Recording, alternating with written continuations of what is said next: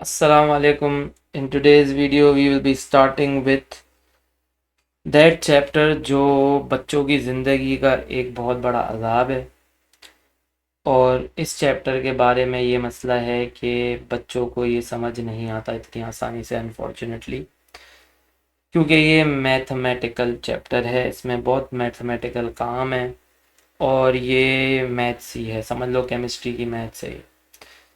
ये चैप्टर एक ऐसा चैप्टर है जब अगर बच्चे का अगले दिन केमिस्ट्री का पेपर है ना, और उससे पूछो कि बेटा कौन सा चैप्टर रिवाइज करना है, तो वो छूटते ही बोलेगा मोल्स। तो इस वीडियो में अब हम मोल्स से रिलेटेड जो है बातें कुछ स्टार्ट करने वाले हैं। लेकिन मोल्स को समझने से पहले हमें कुछ बेसिक चीज़ें केमिस्ट्री से रिलेटेड आनी चाहिए, तो पहले हम उसी की बात करेंगे। तो इस चैप्टर का जो नाम है, इसके अंदर आप देखो एक वर्ड लिखा हुआ है, ये दिखने में, पढ़ने में ऐसा लगता है कि ये होगा स्टोइचियोमेट्री। लेकिन अगर तुम पीले स्कूल के कोई बच्चे हो, अनफॉर्चुनेटली, तो कोई भी वजह से, तो इसको स्टोइचियोमेट्री पढ़ोगे। दिस इज रेड एज स्टीशियोमेट्री, ठीक है ना। तो स्टीशियोमेट्री जो है, ये basically is the complicated part of the chapter moles. Moles itself जो कैलकुलेशन, जो बेसिक मोल्स की कैलकुलेशन है ना, उसमें तो कोई इतना रॉकेट साइंस नहीं है। गिनती के कुछ फॉर्मूला हैं, उन फॉर्मूला से आप गो थ्रू करो। वो फॉर्मूला बहुत आसान है, फॉर्मूला आसानी से बच्चा अप्लाई कर लेता है। मसला आता है स्टीशियोमेट्री के सवालों, तो वो थोड़ी आगे की बात है। अभी फिलहाल हमारे पास जो कुछ बेसिक कॉन्सेप्ट्स हमें क्लियर होने चाहिए मोल्स के चैप्टर को समझने के लिए, पहले तो हम उसी की बात करेंगे। So let us start with that. तो सबसे पहली चीज़ जिसके बारे में हमें बात करनी है, that is regarding formation of chemical reaction equations and chemical compounds. के एक केमिकल रिएक्शन की जो इक्वेशन होती है वो कैसे लिखी जाती है, और केमिकल कंपाउंड्स के जो फॉर्मूला हैं वो कैसे लिखे जाते हैं। देखो, एग्जाम के अंदर ज़्यादातर ऐसा होता है कि एग्जामिनर आपको जो है ना केमिकल कंपाउंड के नाम देता है। उनका नाम पढ़ के आपको उनका फॉर्मूला बनाने आना चाहिए। आपको पता होना चाहिए नाम पढ़ते ही कि अच्छा भाई इसका फॉर्मूला ये होगा। और इसी तरीके से अगर आपको एग्जामिनर फॉर्मूला दे दे कोई, तो आपको उसका नाम पता होना चाहिए केमिकल का। केमिकल रिएक्शन की इक्वेशंस आपको बनाने आनी चाहिए। ये तो बहुत ऐसी चीज़ें, मतलब केमिस्ट्री से related, chemistry is all about all these things. तो अगर किसी स्टूडेंट को केमिकल फॉर्मूला बनाने आ जाता है और केमिकल रिएक्शन की इक्वेशन बनाने आ जाती है, तो उसका केमिस्ट्री का एक बहुत बड़ा मसला तो हल हो जाता है।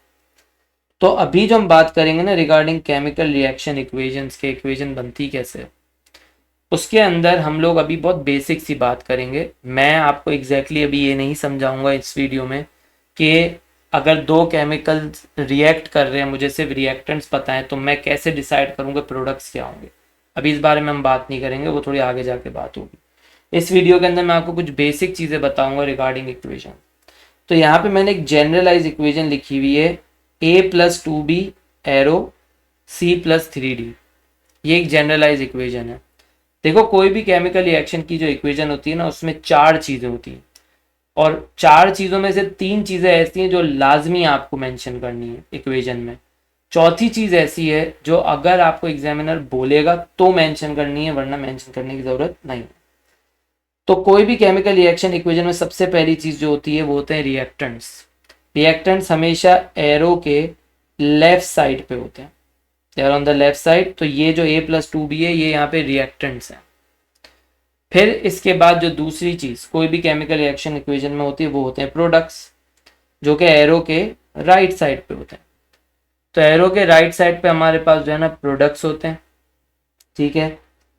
और ये दो चीज़ें तो लाजमी है ही, ठीक है। कोई भी इक्वेशन में रिएक्टेंट्स होंगे, प्रोडक्ट्स होंगे, और इसके बीच में एरो होता है जो बताता है कि रिएक्टेंट्स प्रोडक्ट्स में कन्वर्ट हो रहे हैं। तो ये रिएक्टेंट्स हैं और ये प्रोडक्ट्स हैं।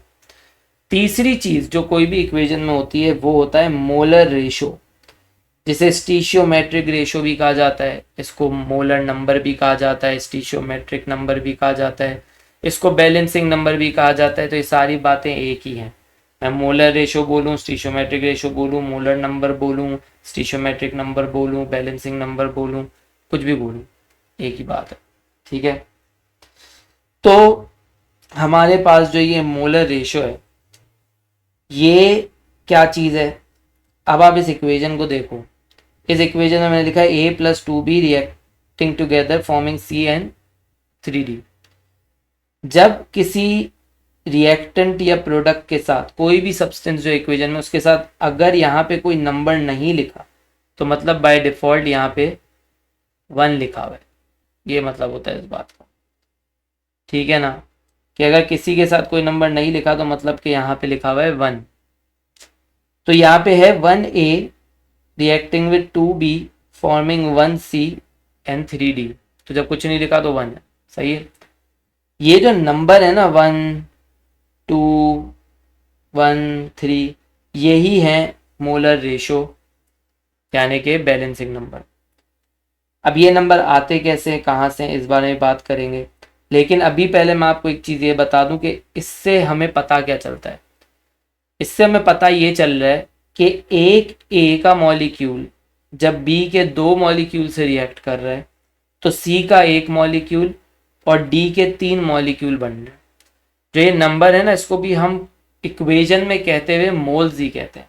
यानी कि मैं ये कह सकता हूँ कि ए का 1 मोल बी के 2 मोल से रिएक्ट कर रहा है एंड एज अ रिजल्ट सी का 1 मोल और डी के 3 मोल प्रोड्यूस कर रहा है। ठीक है ना, ये मतलब बनता है इस पूरी इक्वेशन का इस बैलेंसिंग नंबर्स के साथ। अब यहाँ पे मैं आपको एग्जाम्पल के तौर पे 2 इक्वेशंस लिख के बताता हूँ। बहुत बेसिक सी 2 इक्वेशन है। अभी इन इक्वेशंस को देख के आपको ये नहीं सोचना है कि भाई ये रिएक्टेंट्स थे तो ये प्रोडक्ट्स कैसे बन गए। ठीक है ना, ये अभी नहीं सोचना है। अभी मैं आपको सिर्फ सिंपली ये समझाना चाह रहा हूँ कि ये बैलेंसिंग नंबर कैसे आ रहे होते हैं। जैसे कि हमारे पास एक इक्वेशन है HCl hydrochloric acid reacting with sodium hydroxide NaOH। As a result it will form NaCl plus H2O। ये एक इक्वेशन है। इस इक्वेशन में आप देखो तो आपके पास ये इक्वेशन पूरी बैलेंस्ड है। मुझे इधर कहीं पे भी 2, 3, 4 कोई नंबर लिखने की ज़रूरत नहीं है। क्यों? देखो, बैलेंसिंग करने के सबके अपने एक तरीके होते हैं। किसी का तरीका जिसको जैसा सही लगता है वो उस तरीके का काम करता है। तो आप इंटरनेट पे सर्च करोगे भाई इक्वेशंस बैलेंस करने के तरीके, तो आपके सामने हो सकता है बहुत सारे तरीके हैं, मतलब एक से ज़्यादा तरीके हैं। तो आपकी चॉइस है आप कौन सा तरीका अडॉप्ट करो, या फिर आप अपना कोई तरीका बना लो बैलेंसिंग करने का। It's your choice. Equation balanced होनी चाहिए, एग्जामिनर को इससे मतलब है आपने किस तरह बैलेंस किया उससे उसको कोई फर्क नहीं पड़ता। तो मेरा बैलेंसिंग का तरीका ये है जो मुझे आसान लगता है, मैं इसलिए ये तरीका फॉलो करता हूँ कि जो सबसे पहला रिएक्टेंट है, सॉरी जो सबसे पहला प्रोडक्ट है, सबसे पहला element on the product side, मैं उससे बैलेंसिंग स्टार्ट करता हूँ। मैं ये देखता हूँ कि जो ये मेरा पहला प्रोडक्ट है एलिमेंट जो यहाँ पे है Na, यहाँ पे मेरे पास Na यानी सोडियम के कितने एटम है? मेरे पास यहाँ पे सोडियम का एक ही एटम है। तो रिएक्टेंट साइड पे मेरे पास फिर मैं देखूंगा कि सोडियम का कितना एटम है। प्रोडक्ट साइड पे मेरे पास सोडियम का एक ही एटम है और रिएक्टेंट साइड पे भी मेरे पास सोडियम का एक ही एटम है, क्योंकि यहाँ पे Na के साथ कोई नंबर तो नहीं लिखा हुआ। ठीक है, इधर भी नहीं लिखा हुआ। तो मेरे पास दोनों तरफ सोडियम के एक ही एटम है, मतलब सोडियम मेरा बैलेंस्ड है। तो मुझे कोई नंबर लिखने की ज़रूरत नहीं है बैलेंस करने के लिए। फिर मैं देखूंगा दूसरे एलिमेंट को, क्लोरीन। यहाँ पे प्रोडक्ट साइड पे मेरे पास एक क्लोरीन है, रिएक्टेंट साइड पे भी एक क्लोरीन है, दोनों तरफ क्लोरीन बैलेंस्ड है। तो अगर दोनों तरफ क्लोरीन बैलेंस्ड है तो मतलब मुझे क्लोरीन को भी बैलेंस करने की ज़रूरत नहीं है। फिर मैं जाऊंगा अपने प्रोडक्ट साइड पे तीसरे एलिमेंट पे, हाइड्रोजन पे। यहाँ पे मेरे पास 2 हाइड्रोजन है क्योंकि यहाँ 2 लिखा हुआ है हाइड्रोजन के साथ। तो मेरे पास रिएक्टेंट साइड पे अब कितना हाइड्रोजन हम ये देखेंगे। तो रिएक्टेंट साइड पे एक हाइड्रोजन ये रहा, एक हाइड्रोजन ये रहा। तो मेरे पास रिएक्टेंट साइड पे भी टोटल 2 ही हाइड्रोजन है, यहाँ पे भी 2 ही हाइड्रोजन है। तो मतलब मेरा हाइड्रोजन दोनों जगह बैलेंस्ड है, दोनों तरफ 2-2 हाइड्रोजन। ठीक है ना। फिर आखिरी में ऑक्सीजन। यहाँ ऑक्सीजन का एक एटम है, रिएक्टेंट साइड पे भी ऑक्सीजन का एक ही एटम है। तो इसका मतलब ऑक्सीजन भी मेरा दोनों जगह बैलेंस्ड है। तो Na भी बैलेंस्ड है, Cl भी बैलेंस्ड है, हाइड्रोजन भी बैलेंस्ड है, ऑक्सीजन भी बैलेंस्ड है। तो ये मेरी इक्वेशन पूरी बैलेंस्ड है, मुझे इसमें कोई बैलेंसिंग करने की ज़रूरत नहीं है। तो इसका मतलब इस इक्वेशन का ये है कि 1 मोल HCl का NaOH के 1 मोल से रिएक्ट करके NaCl का 1 मोल और वाटर का 1 मोल प्रोड्यूस कर, ये सारा मतलब बनता है इसका। ठीक है, अब मैं एक और इक्वेशन आपके सामने बताता हूँ जिसमें बैलेंसिंग का नंबर आएगा। H2SO4 है सल्फ्यूरिक एसिड, इसको रिएक्ट करवा रहा हूँ NaOH से ही, सोडियम हाइड्रोक्साइड से। एज अ रिजल्ट मेरे पास बनेगा सोडियम सल्फेट Na2SO4 और साथ में H2। अब इस इक्वेशन में अगर मैं देखूं तो यहाँ पे प्रोडक्ट साइड पे सबसे पहला एलिमेंट सोडियम, इसके 2 एटम है मेरे पास, लेकिन यहाँ पे सोडियम सिर्फ 1 है। तो यहाँ पे भी सोडियम कितने होने चाहिए थे? 2, तभी बैलेंस होगा ना कि दोनों तरफ 2 2। तो मैं यहाँ बैलेंसिंग के लिए लिख दूंगा 2। अब देखो ये जो मैंने 2 लिखा है ना, ये सिर्फ सोडियम को 2 नहीं कर रहा। यहाँ पे 2 लिखने का मतलब ये है कि ये O को भी 2 कर रहा है, ये H को भी 2 कर रहा है। ये बिल्कुल मैथ्स में जिस तरह होता है ना कि मेरे पास हो 2ABC, अब अगर मेरे पास ये है तो ये जब मैं इसको मल्टीप्लाई करूंगा 2 से, तो ये 2 जो है सिर्फ A से मल्टीप्लाई नहीं होगा, ये पूरे ABC से मल्टीप्लाई होगा। ठीक है, तो इसका मतलब ये है कि जब ये आप 2 बाहर लिख रहे हो इधर, तो यहाँ पे ये 2 लिखने का मतलब है ये इस पूरे से मल्टीप्लाई हो रहा है। तो ये सोडियम के भी एटम को 2 कर रहा है, ऑक्सीजन के एटम को भी 2 कर रहा है और हाइड्रोजन के एटम को भी 2 कर रहा है। तो ये जो मैंने यहाँ से 2 लिखा, तो इससे सोडियम हो गए 2, सोडियम इधर भी 2 हैं, सोडियम मेरा बैलेंस्ड है। ठीक है, फिर आपके पास है सल्फर। अब देखो ये जो सल्फर है ना, इसको मैं अलग से सल्फर की तरह नहीं देखूंगा। अब ऐसा क्यों है ये मैं आगे जाके आपको बताऊंगा। इसको मैं पूरे को SO4 की तरह ही देखूंगा, क्योंकि ये पूरा सल्फेट आयन है। तो आसानी इसी में, क्योंकि आपके पास यहाँ पे भी SO4 है, यहाँ पे भी SO4 है, ये ब्रेक नहीं हो रहा। ये नहीं हो रहा कि SO4 जो रिएक्टेंट साइड पे प्रोडक्ट साइड पे जाता है तो सल्फर अलग हो रहा है, ऑक्सीजन अलग हो रहा है, ऐसा कुछ नहीं हो रहा ना। तो मेरे पास SO4 एज इट इज ही है, ये सल्फेट आयन होता है। तो मेरे पास यहाँ पर टोटल SO4 कितने? मेरे पास SO4 एक ही है।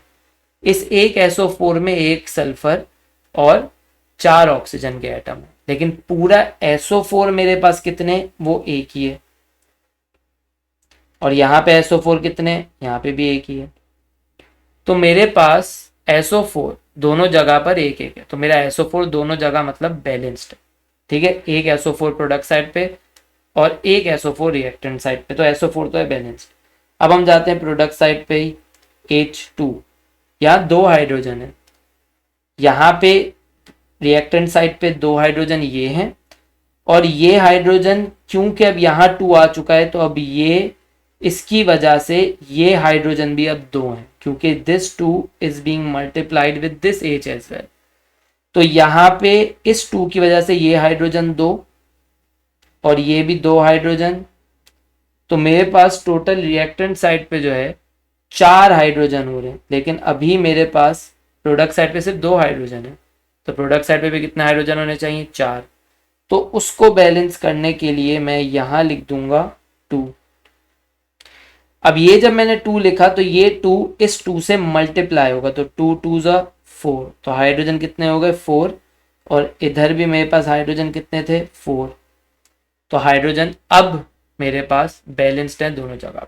ठीक है, अब आखिरी में ऑक्सीजन, ये 2 लिखने की वजह से ये ऑक्सीजन तो हो गए 2, और ये 2 लिखने की वजह से ये ऑक्सीजन भी हो चुके थे 2। इस ऑक्सीजन को मैं क्यों नहीं देख रहा? क्योंकि मैंने पूरे को एज एन SO4 पहले ही कंसिडर कर लिया। मैंने इसीलिए आपको बोला था कि SO4 जो है ना, इसको पूरे को एक साथ ही कंसिडर करो। ये ऑक्सीजन को अलग और फिर इनके साथ इसको देखोगे, सल्फर को अलग, ऐसे देखोगे ना तो कंफ्यूजन होगी। आपको लगेगा ऑक्सीजन ज़्यादा हो रहे हैं या कम हो रहे हैं, ऑक्सीजन में परेशान हो जाओगे। तो क्यों करना है अपना आपको परेशान? पूरे SO4 को एक ही तरह देखो। तब पूरे SO4 को एक ही तरह देखोगे तो ये वाले ऑक्सीजन को आप कंसिडर ही नहीं करोगे जब आप ऑक्सीजन को बैलेंस करने की कोशिश कर रहे हो। तो यहाँ आपके पास 2 ऑक्सीजन है और यहाँ पे इस 2 की वजह से भी 2 ऑक्सीजन है, तो दोनों तरफ 2 2 ऑक्सीजन है, तो ऑक्सीजन भी बैलेंस्ड है। तो अब इस इक्वेशन में सब बैलेंस्ड है और ये बैलेंसिंग नंबर इसी तरह आते हैं इक्वेशन में, या आप पूरी इक्वेशन लिखने के बाद इसके बाद ये नंबर्स बैलेंसिंग के लिए लिखते हो। तो इस पूरी इक्वेशन का क्या मतलब है, एक H2SO4 का मोल NaOH के 2 मोल से रिएक्ट करके एक Na2SO4 का मोल प्रोड्यूस कर रहा है और 2 मोल H2O के प्रोड्यूस कर रहा है। ये मतलब है पूरा इस बैलेंसिंग का, ठीक है ना।